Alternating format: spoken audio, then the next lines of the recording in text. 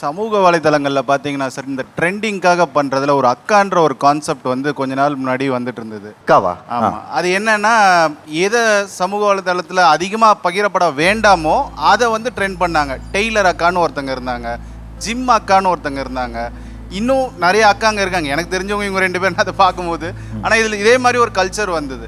So இந்த மாதிரி தேவையில்லாத விஷயங்களுக்காக ட்ரெண்டு, அந்த இது என்னோட உரிமைன்னு சொல்லி வந்த ட்ரெண்ட் ஆக ட்ரை பண்ணவங்களும் இருக்காங்க, ட்ரெண்ட் ஆனவங்களும் இருக்காங்க.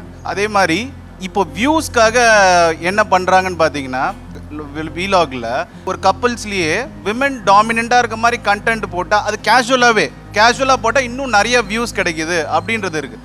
ஆனால் இது எங்கே எல்லை மீறுதுன்னா, ஸ்டேஜில் ஒருத்தங்களை கூப்பிடும் போது எப்படி கூப்பிடணும்னு 2 பேருக்குமே ஒரு வரைமுறை இருக்குது.